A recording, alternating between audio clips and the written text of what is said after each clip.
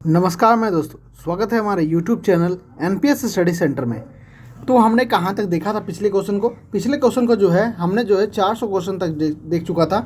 बहुत बच्चे कर रहा हूँ, स्टूडेंट का जो है कमेंट आ रहा है कि वे 200 क्वेश्चन कराए, बट हमारे पास टोटल जो है सिर्फ 1000 क्वेश्चन का बचा हुआ है, जिसमें से मैंने 400 क्वेश्चन करा दिया है आपके लिए। अब 400 क्वेश्चन करा दिया है तो बच्चा आपके पास 600 क्वेश्चन। अगर आपको जो है लगातार रिवीजन चाहिए तो आप क्या कीजिए कि पीछे वाले का 400 को ज़रूर देख लीजिएगा, क्योंकि 100 को क्वेश्चन लाने का मेरा ये ताज्जुब है, क्योंकि आपको रेगुलर प्रोवाइड करा दिया जाए। अगर 7 दिन में प्रोवाइड नहीं कराता हूँ तो आप होली में या कहीं ट्रैवल जब करिएगा आपको दूर हो सकता है आपको सिटी सेंटर दे दें, तो उसमें बीच में आप इसको डाउनलोड करके आप मोबाइल में भी देख सकते हैं। जिससे क्या होगा कि सिर्फ आपको कम से कम तो अभी 6 क्लास मिलेगा आपको, ठीक है। अब 6 क्लास आज से जोड़ लीजिए आपका, तो आज से अगर 6 क्लास अगर हम जोड़ते हैं तो 8 से 14 तारीख तक, मतलब 14-15 तारीख तक आपको मिल जाएगा, पूरा कंप्लीट हो जाएगा। और एग्ज़ाम आपका 19 के आसपास है जब है, तो 14 तक जो भी मिले आपको तो लगातार मिलते रहे। यही अगर मैं 200 क्वेश्चन के हिसाब से लाऊं तो आपको सिर्फ 3 दिन में ख़त्म हो जाएगा। तो मैं इसलिए 100 क्वेश्चन का लेकर आया हूँ। और भी स्टूडेंट जो कह रहे हैं कि हमें आंसर चाहिए, आंसर का प्रिंट कराना है। ओके, मैं आज आपको PDF जरूर दिलवा दूंगा उसका, ठीक है। आपको 500 तक का जितना भी आंसर मिला है सब आपको भेज दूंगा। चलिए अब आगे चलते हैं। तो इसका PDF आपको मालूम है कहाँ मिलता है, हमारे टेलीग्राम चैनल में मिलता है, डिस्क्रिप्शन में लिंक है, वहाँ से आप लोग देख सकते हैं। अब मेरा मकसद क्या है, बिग बूस्टर, मतलब कि इतना स्पीड में रिविज़न करना कि कुछ कहे कि नहीं, जैसे अपने भाषा में कहे तो जैसे कि अभी आप देख रहे होंगे कि मैं कुछ नहीं समझा रहा हूँ आपको, डायरेक्ट आपको क्वेश्चन बोलता हूँ, आंसर बताता हूँ, क्वेश्चन बोलता हूँ, आंसर बताता हूँ। आपको बस इसके अलावा कुछ नहीं करना है। अगर भाषण पसंद नहीं आए तो आप डायरेक्ट स्किप भी कर सकते हैं। 1-2 मिनट का मेरा भाषण रहता है, सुने ना सुने ही आपकी मर्जी है। तो चलिए शुरू करते हैं। अब तो हमारा पहला प्रश्न क्या करता है, कहता है जो भी ब्लॉक जोड़े जाते हैं उन्हें लिखते क्या हैं, तो भी ब्लॉक जो लिखे जाते हैं उसे हम कहते हैं फेयर लिखते हैं। क्या लिखते हैं? फेयर लिखते हैं। आगे देखिएगा, नेक्स्ट कहता है आपका वी ब्लॉक का ग्रूव होता है कितना डिग्री का, तो इसका जो होता है ये आपका 60 डिग्री का ग्रूव होता है। कितना होता है? 60 डिग्री का होता है। आगे लिखता है कि ग्रेड ए भी ब्लॉक हार्ड ग्रेड स्टील के बने होते हैं तथा इसकी लंबाई कितनी मिलती है, तो इसकी लंबाई मिलती है 100 मिलीमीटर। कितना? 100 मिलीमीटर। आगे लिखता है कॉम्बिनेशन सेट उपयोग में लाया जाता है, तो कॉम्बिनेशन सेट उपयोग में लाया जाता है, तो ये लाया जाता है आपका कोणीय सतह के जांच करने में। क्या चीज़ का? कोणीय सतह की जांच करने में। नेक्स्ट लिखता है खोखले पंच का आयोजन है, तो खोखले पंच का इनमें से कौन सा आयोजन है, तो इसका आयोजन है आपका पतले धात्विक चमड़े का या कठोर फलक के सीटों में छिद्र करना ही क्या कहलाता है, तो खोखले पंच का प्रयोजन है। लिखता आगे कि किसी हिस्से के समांतर रेखाओं को खुरचने के लिए निम्न में से किसका प्रयोग किया जाता है, तो खुरचने के लिए हम लोग प्रयोग करते हैं किसका, तो हेमाफ्रोडाइट कैलिपर्स का। किसका? हेमाफ्रोडाइट कैलिपर्स का। आगे लिखता है कि अंकन चाकू का प्रयोग बताए, तो अंकन चाकू का प्रयोग बताना है, तो ये आपका होता है अंकन एवं खुरचने हेतु यूज किया जाता है। क्या? अंकन और खुरचने हेतु इसका प्रयोग करते हैं। आगे लिखता है, नेक्स्ट क्वेश्चन कहता है वाइट लेड पाउडर को तारपीन के तेल में खोल में मिलाया जाता है, जिससे कि तैयार मार्किया मीडिया क्या कहलाता है वो हमारा, तो वो कहलाता है आपका पर्शियन ब्लू। क्या कहलाता है? पर्शियन ब्लू कहलाता है। चलिए आगे देखते हैं। नेक्स्ट कहता है मार्किंग टेबल को किसके द्वारा बनाया जाता है, तो मार्किंग टेबल को ये बनाया जाता है आपका ग्रेनाइट के द्वारा। किसके द्वारा? ग्रेनाइट के द्वारा। आगे देखिएगा, कहता है आपका मार्किंग ऑफ टेबल के सतह पर इनग्रेव्ड लाइन का उद्देश्य क्या है, तो इसका मेन मुख्य कार्य है ये है आपका जॉब के सेटिंग के लिए। किसका? जॉब के सेटिंग के लिए। आगे लिखता है आपका, नेक्स्ट कहता है आपका कि टेम्पलेट जॉब में मार्किंग के लिए प्रयोग की जाती है, तो इसका क्वालिटी क्या नहीं होता है, तो इसका हार्ड और आपका टेम्पर नहीं होता है। क्या क्या होता है, तो ये अधिक शुद्धि नहीं होती है, ये भी है। वर्क पीस आकार होती है, सही है। ये 10 सीट लकड़ी बनाई जाती है, ये भी होता है, लेकिन इसमें नहीं होता है हार्ड और आपका टेम्पर नहीं होता है। आगे लिखता है मोटाइस गेज की वर्गीकृत किया जाता है, तो मोटाइस गेज की वर्गीकृत किया जाता है किस चीज़ से? तो ये किया जाता है आपका चिन्ह उपकरण से। किसे? चिन्ह उपकरण से। आगे लिखता है कि किसी स्क्रू थ्रेड की लीड की गणना के लिए सूत्र होता है। तो इसका फॉर्मूला क्या होता है? तो इसका फॉर्मूला होता है पिच इंटू स्टैटो की संख्या। क्या है? पिच इंटू स्टैटो की संख्या। आगे लिखता है कि बाहरी चूड़ियों का पिच जो है डायमीटर चेक करने के लिए प्रयोग में लाया जाता है। तो स्क्रू थ्रेड माइक्रोमीटर का। किसका? स्क्रू थ्रेड माइक्रोमीटर का। आगे देखिएगा, कहता है आपसे कि लोड और पिच के बराबर होते हैं। लोड और पिच के बराबर क्या होते हैं? तो सिंगल स्टार्ट चूड़ियों में। किसमें? सिंगल स्टार्ट चूड़ी में जो है ना आपका क्या होता है? लोड और पिच के बराबर होते हैं। आगे देखिए, लिखता है निम्न में से ब्रिटिश स्टैंडर्ड पाइप थ्रेड का कोण क्या होता है? तो ब्रिटिश स्टैंडर्ड पाइप थ्रेड का आपका कोण जो है ना ये बताना है। तो ये होता है आपका 55 डिग्री। कितना? 55 डिग्री। आगे लिखता है चूड़ियाँ निम्न में से किस स्टार्ट की पाई जाती है?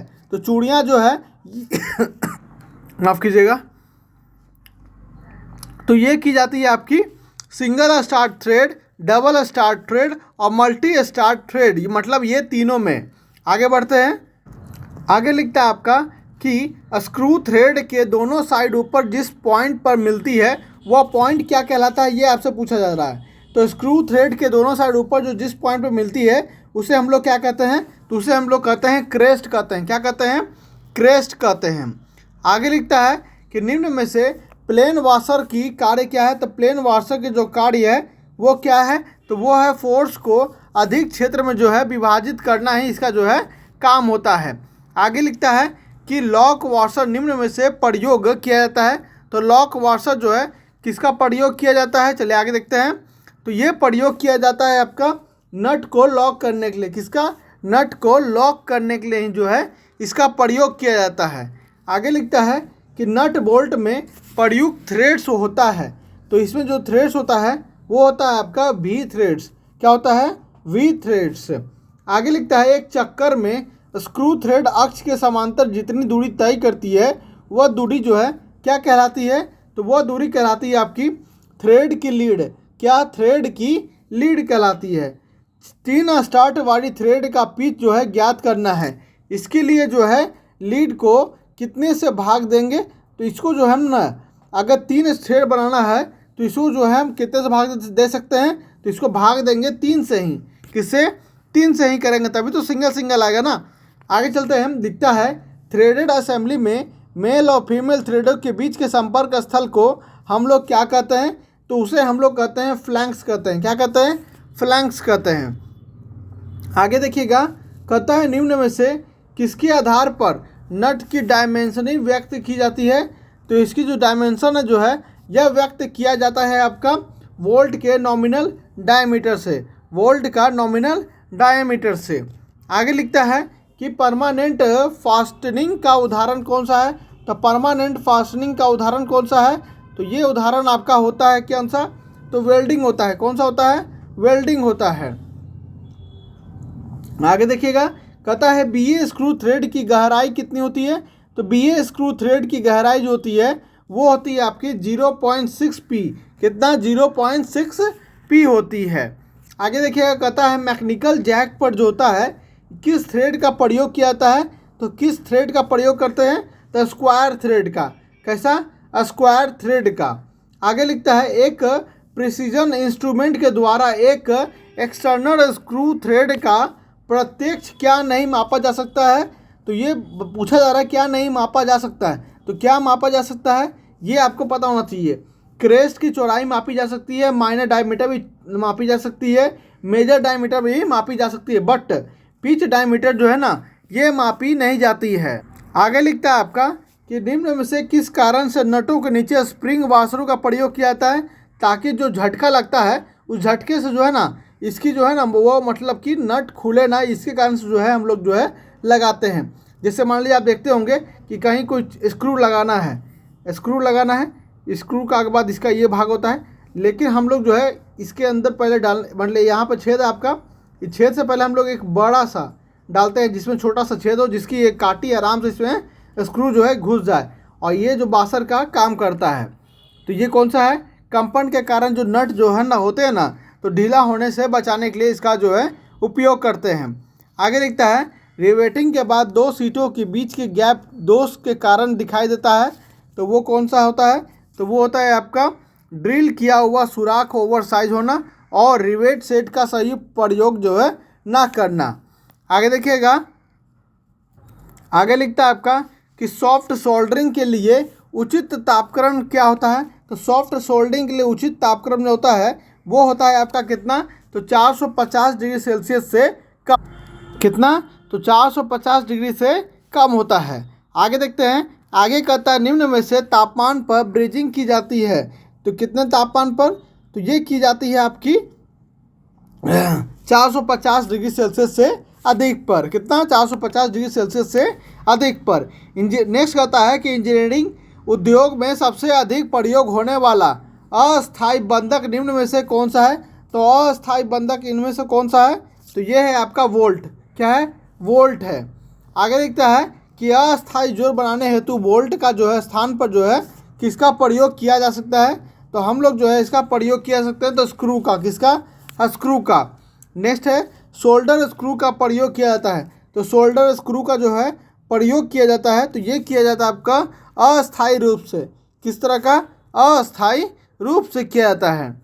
आगे लिखता है इनमें से किस नट के लिए जो है सबसे कम क्लियरेंस की आवश्यकता रहती है?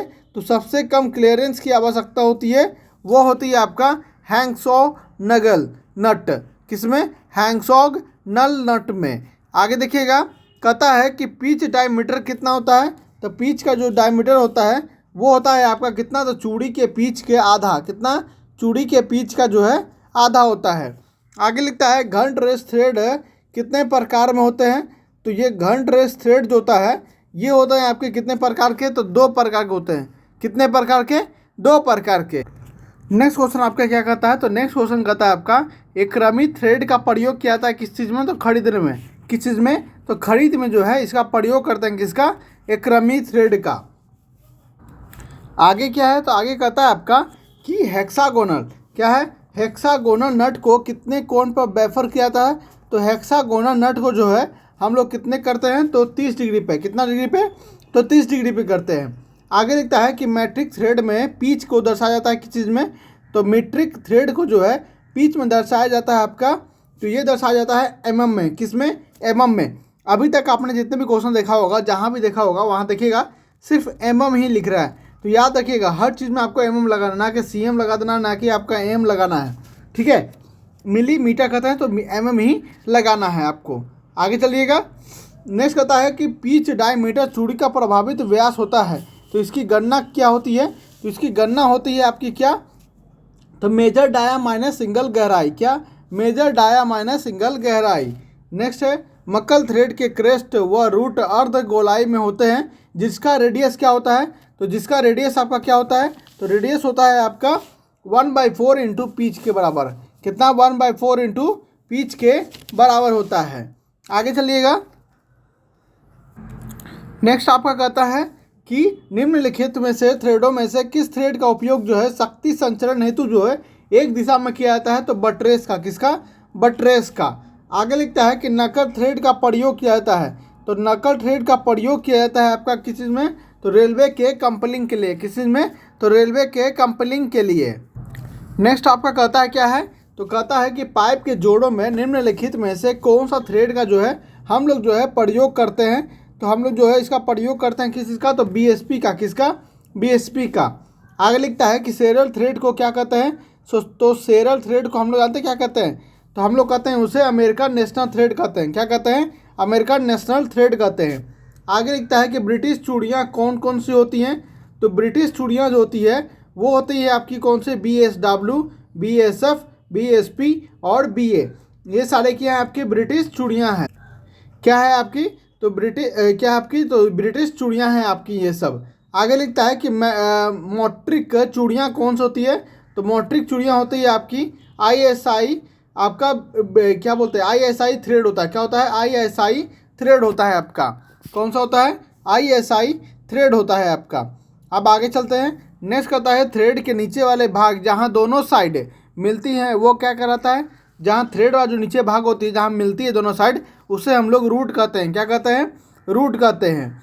हमने जो है 50 क्वेश्चन तक करा दिया है। उम्मीद है आपको पसंद आ रहे होंगे। अगर पसंद आए तो एक सब्सक्राइब और लाइक तो ज़रूर बनता है भैया। चलिए आगे देखते हैं। आगे कहता है ISO मीट्रिक थ्रेड का सन्निहित कोण जो होता है, मतलब इंक्लूडेड एंगल, तो वो क्या होता है? तो वो आपका होता है क्या? तो वो होता है आपका 60 डिग्री होता है। कितना होता है? 60 डिग्री होता है। आगे देखिएगा, आगे लिखता है कि प्राइम थ्रेड का अंतर्विष्ट कोण क्या है? तो प्राइम थ्रेड का जो अंतर्विष्ट कोण होता है वो होता है आपका क्या?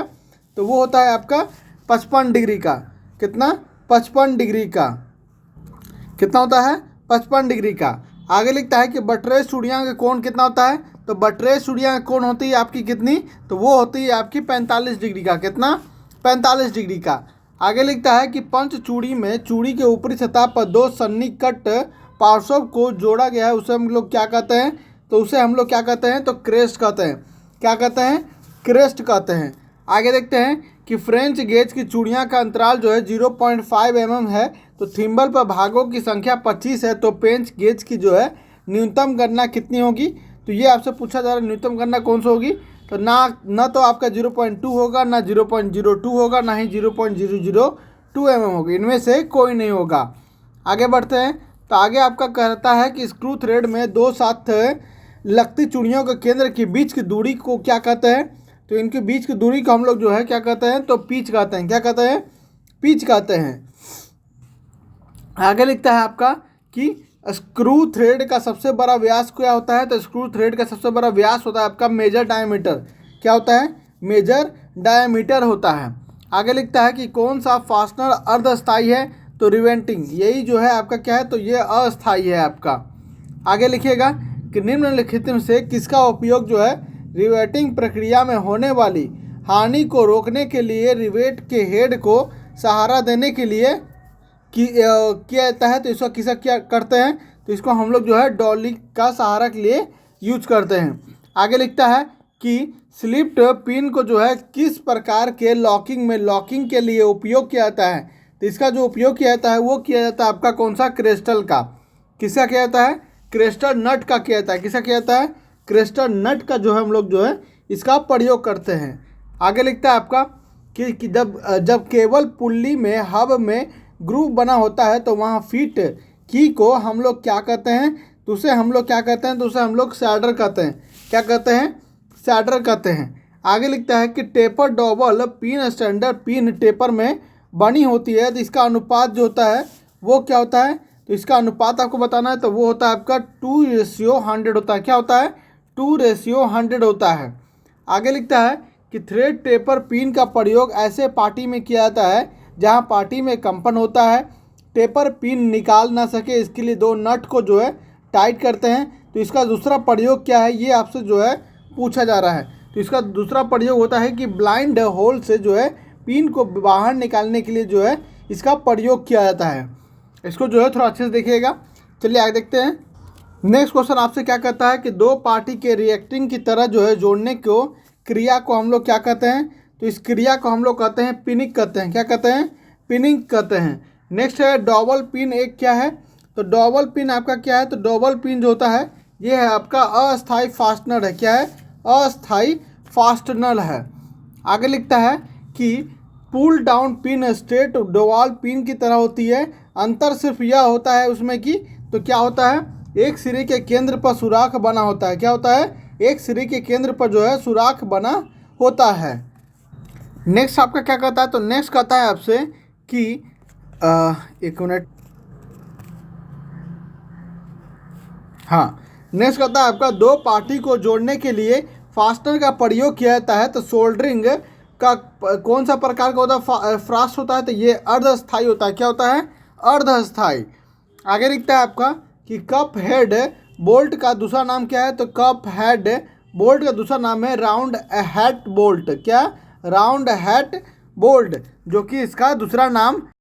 नेक्स्ट कहता है आपसे कि सिलेंड्रिकल हेड बोल्ट का दूसरा नाम क्या होता है? तो इसका दूसरा नाम होता है आपका चीज हेड बोल्ट। क्या होता है? चीज हेड बोल्ट जो होता है इसका नाम दूसरा क्या होता है? चीज हेड बोल्ट होता है। नेक्स्ट लिखता है कि हेक्सागोनल सर्किट हेड बोल्ट को हम लोग क्या कहते हैं, तो उसे जो हम लोग क्या कहते हैं, तो उसे कहते हैं सॉकेट हेड बोल्ट कहते हैं। क्या कहते हैं? सॉकेट हेड बोल्ट कहते हैं। आगे लिखता है कि मशीन टेबल पर वर्क पीस को क्लैंप करने के लिए किस बोल्ट का प्रयोग किया जाता है, तो इसका जो हम लोग प्रयोग करते हैं वो करते हैं हम लोग टी हेड बोल्ट का। किसका? टी हेड बोल्ट का। आगे लिखता है कि टैप बोल्ट की विशेषता क्या है, तो टैप बोल्ट की विशेषता क्या है, तो ये आपको बताना है। तो इसका विशेषता होता है कि इसमें प्रयोग किए गए नट की जो है कोई आवश्यकता नहीं होती है। क्या बोलता है? तो इसमें प्रयोग किए गए जो नट होता है इसकी कोई आवश्यकता नहीं होती है। आगे लिखता है कि स्टड एक अस्थायी फास्टनर है, तो इसका जो है क्या होगी, तो इसका बताइएगा क्या होता है। तो इसका होगा आपका क्या, तो ना तो आपका ऊपरी पूरी लंबाई चूड़ी होती है, ना ही आपका इनमें से दूर चूड़ी होती है, जबकि बीच का भाग प्लेन होता है, ये भी नहीं होता है। जिसके एक तरफ हैंड बना होता है ये भी नहीं होता है। तो इसमें से कोई नहीं होगा। अब चलते हैं, आगे चलते हैं। नेक्स्ट कहता है आपका स्टड का नट एंड होता है, ये आपका लंबाई में लंबा होता है। क्या होता है? लंबाई में लंबा होता है। नेक्स्ट कहता है स्टेड का मेंटल हेड जो होता है वो क्या होता है आपका, तो वो होता है आपका जिसे वर्क पीस में फिट किया जाता है। क्या है? जिसे वर्क पीस में जो है फिट किया जाता है। आगे लिखता है कि सॉफ्ट पुली के की को फंसाने के लिए जो क्रूव कटा होता है उसे हम लोग क्या कहते हैं, तो उसे हम लोग कहते हैं ग्रूव कहते हैं। क्या कहते हैं? ग्रूव कहते हैं। आगे कहता है कि कीवे किस प्रकार का फास्टनर है, तो कीवे जो होता है ये आपका फास्टनर कैसा होता है, तो अस्थायी होता है। कैसा होता है? अस्थायी होता है। आगे लिखता है आपका कि नट को स्लिप होने से बचाने के लिए मशीन की सतह पर और जो है नट के बीच की युक्ति लगाई जाती है, तो उसे हम लोग क्या कहते हैं, तो उसे हम लोग कहते हैं वाशर कहते हैं। क्या कहते हैं? वाशर कहते हैं। क्या कहते हैं? तो वाशर कहते हैं। आगे लिखता है कि बोल्ट के साइज कैसे लिया जाता है, तो बोल्ट की जो साइज होती है उसे हम लोग लेते हैं कैसे, तो उसे लेते हैं हम लोग व्यास और हैंड बेड के अतिरिक्त शेष की लंबाई से। किस से? व्यास और हेड की अतिरिक्त शेष की लंबाई से। आगे लिखता है कि निम्नलिखित में से कौन सा मानक आकार का जो है नट होता है, तो इसमें कौन सा नट होता है, तो 15 mm का। कितना? 15 mm का। वेल्डिंग का जो है प्रकार फास्टनर कौन सा है, तो वेल्डिंग का प्रकार जो फास्टनर है ये होता है आपका कौन सा? अस्थायी होता है। क्या होता है? अस्थायी होता है। अब आगे देखिएगा, कहता है कि कौन सा फास्टनर जो है अस्थायी माना जाता है, तो कौन सा फास्टनर जो है अस्थायी माना जाता है, तो ये आपका वेल्डिंग भी, फेजिंग भी और रिवेटिंग भी जो है, सॉरी रिवेटिंग नहीं, वेल्डिंग और फीजिंग दो चीज़ को ही जो है ना ये फास्टनर का स्थायी माना जाता है। मतलब कि ऑप्शन डी नंबर जो है सही उत्तर है। आगे लिखिएगा, देखिएगा, कहता है टेपर की मोटाई की टेपर होती है, इसका अनुपात जो होता है वो कितना होता है, ये आपसे पूछा जा रहा है। तो इसका अनुपात होता है 1:100। क्या होता है? 1:100 होता है। आगे लिखता है कि राउंड टेपर की टेपर में होती है, इसकी टेपर कितनी होती है, रेशियो, तो रेशियो आपसे पूछा जा रहा है तो 1:50 होता है। क्या होता है? 1:50 होता है। नेक्स्ट लिखता है कि किसी सेल्फ लॉकिंग नट भी कहते हैं। क्या है? किसी सेल्फ लॉकिंग नट भी कहते हैं, तो वो कौन सा होता है, तो वो होता है आपका साइमंड्स नट होता है। कौन सा? साइमंड्स नट होता है। नेक्स्ट लिखता है कि हालो साइडर की के प्रयोग किया जाता है, तो मीडियम लोड में। किस चीज़ में? मीडियम लोड में। नेक्स्ट क्या आपका कहता है, तो नेक्स्ट आपका कहता है कि निम्न में से आपका चीजल के कटिंग एज का हार्डनेस क्या है, तो ये हार्डनेस इसका है 53 से 59 HRC। कितना? 53 से 59 HRC। नेक्स्ट कहता है आपका निम्न में से हेक्साइंग करते समय हेक्सा की औसत चाल कितनी होती है, तो इसकी जो औसत चाल होती है वो होती है आपकी कितनी? 45 से 50 स्ट्रोक प्रति मिनट। कितना? 40 से 50 स्ट्रोक प्रति मिनट होता है। नेक्स्ट कहता है, देखिएगा आपका, तो नेक्स्ट कहता है कि समांतर रेती का टेपर भाग होता है, तो ये होता है आपका 1/3 भाग। कितना होता है? 1/3 भाग होता है। कितना होता है? 1/3 भाग होता है। आगे देखते हैं, निम्न में से साधारण ड्रिल कार्यों के लिए लिप क्लियरेंस एंगल कितना रखा जाता है, तो इसका एंगल जो है ये रखा जाता है आपका 12 से 15 डिग्री तक। कितना? 12 से 15 डिग्री तक। आगे लिखता है कि ड्रिल के स्पीड मालूम रहने पर ड्रिल का व्यास बढ़ने के कटिंग स्पीड पर निम्न से क्या प्रभाव पड़ता है, तो इसमें जो प्रभाव पड़ता है वो क्या होता है, तो बढ़ती है। क्या होती है? बढ़ती है। आगे लिखता है कि निम्न में से रीमल ड्रिल साइज की गणना करते समय जो है प्रत्येक व्यास के ड्रिल के ओवर साइज क्या मान रखा जाता है? तो इसका मान जो है ये रखा जाता है आपका 0.05 mm का। कितना? 0.05 mm का। आगे लिखता है कि किसका प्रयोग करके प्लेन या वक्र सतह से फालतू पदार्थ बारीक कणों के रूप में हटाया जाता है? तो किससे हटाया जाता है? तो ये हटाया जाता है आपका रेती से। किसका? रेती को हटाया जाता है। आगे लिखिए, देखिए क्या कहता है, रेती का मुख्य भाग कौन सा है? तो रेती का जो मुख्य भाग होता है वो होता है आपका टैंग भी और पॉइंट भी। टैंग भी और पॉइंट भी जो होता है आपका रेती का मुख्य जो है भाग होता है। आगे लिखता है निम्न में से किस विधि होल में टूटे टैप को निकालने की नहीं है? तो टूटे टैप की निकालने की नहीं है तो इनमें से कौन सा है? तो नाइट्रिक एसिड डालकर जो है टूटने के निकालने से नहीं है। चलिए आगे देखते हैं। नेक्स्ट कहता है आपका निम्न में से किस कारण से रिमिंग करने के बाद जो है सतह पर धब्बे रह जाते हैं? तो सतह पर जो धब्बे रह जाते हैं वो रह जाते हैं आपके रिमिंग एलाइस कम से। किससे? तो रिमिंग एलाउस कम था। आगे लिखता है कि निम्न में से किस फाइल का प्रयोग करके तैयार साइज के निकट लाया जाता है? तो इसका जो फाइल जो है इसको हम लोग प्रयोग करते हैं किस चीज़ का? तो प्रयोग करते हैं हम लोग जो है बास्टर्ड फाइल को। किसको? बास्टर्ड फाइल को।